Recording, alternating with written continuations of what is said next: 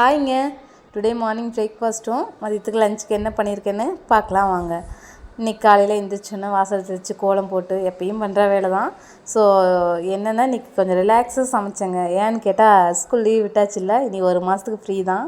ஏன்னா அம்முக்கு வந்து பார்த்திங்கன்னா 8 o'clock வேன் வந்துடும். ஸோ எப்பயுமே ஹரிபரியாகவே இருக்கும் எங்களுக்கு.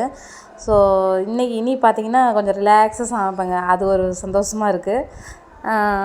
காலையில் என்ன பண்ணியிருந்தேன்னு பார்த்திங்கன்னா மைதா ரொட்டியும் பீட்ரூட் பொரியலும் கத்திரிக்காய் தொக்கும் தாங்க செஞ்சுருந்தேன். சாப்பாடு சூடாக மதியத்துக்கு வச்சுக்கலாம்னு சொல்லிவிட்டு இது மட்டும் தான் செஞ்சுருந்தேன். இது சமைச்சு முடிச்சுட்டு பார்த்திங்கன்னா காலையிலேயே இன்றைக்கி வீடெல்லாம் க்ளீனிங் ஒர்க் ஆரம்பிச்சாச்சுங்க. ஏன்னா இன்றைக்கி இப்போ ஃப்ரைடேனால் காலையிலேயே எல்லாம் துடைக்கிறது எல்லா வேலையும் முடிஞ்சுது. ஸோ கத்திரிக்காய் தொக்கும் பீட்ரூட் பொரியலும் 1 by 1 பண்ணிட்டேன்.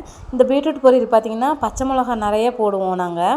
அதில் வந்து பார்த்திங்கன்னா ஒரே ஒரு தக்காளி சேர்ப்போங்க. ஏன்னு கேட்டால் பொரியலுக்கு தக்காளியா அப்படிம்பிங்க. அது வந்து பீட்ரூட் ரொம்ப இனிப்பாக இருக்கும்ல. ஸோ ஒரு தக்காளி போடும்போது அந்த இனிப்பு, புளிப்பு, இந்த பச்சை மிளகா நிறையா போடுற காரம் இதோடு செஞ்சு பார்க்கும்போது செம்ம சூப்பராக இருக்குங்க. நீங்கள் இது மாதிரி ஒரு நாள் ட்ரை பண்ணி பாருங்கள். ஒன்றும் இல்லை, இதுங்களை மட்டும் நல்லா வணக்கி விட்டுட்டு எடுக்கிறது தான். இதில் தேங்காவோ எதுவும் ஆட் பண்ணுறதில்ல. இது இந்த ரொட்டிக்கு ரொம்பவே சூப்பராக இருக்கும். இதுவுமே நல்லாயிருக்கும். சட்னி நான் அன்றைக்கி சொன்னேன் இல்லைங்க, அதுவுமே நல்லாயிருக்கும். இன்றைக்கி பார்த்திங்கன்னா ரொட்டியும் கத்திரிக்காய் தொக்கும் பீட்ரூட் பொரியலும் தான் பண்ணியிருந்தேன். ஸோ மதியத்துக்கு பார்த்திங்கன்னா சாப்பாடு சூடாக வச்சுட்டு அதுக்கப்புறம் மாம்பழம் வாங்கிட்டு வந்திருந்தேங்க. இன்றைக்கி மாம்பழம் எங்களுக்கு சாப்பாட்டோடு சாப்பிட ரொம்ப பிடிக்கும். இது காலையில் பண்ண கத்திரிக்காய் தொக்கு, ஸோ பீட்ரூட் பொரியல் எல்லாம் வச்சு மதியம் சாப்பிட்டோங்க. சாப்பிட்டு இதில் கூட இன்னொரு குழம்பு அடிஷ்னலாக என்ன இருக்குதுன்னு பார்த்திங்கன்னா அன்றைக்கி புளிக்குழம்பு வச்சுருந்தேன்ல, பூண்டு புளிக்குழம்பு. ஸோ அதுதான். அது வந்து பார்த்திங்கன்னா நம்ம சமைச்சி வச்சுட்டோம் அப்படின்னா ஒரு 1 வீக்குமே தாராளமாக தாங்குங்க. எல்லா குழம்பை விட அந்த குழம்பு தான் செம்ம சூப்பராக இருந்துச்சு.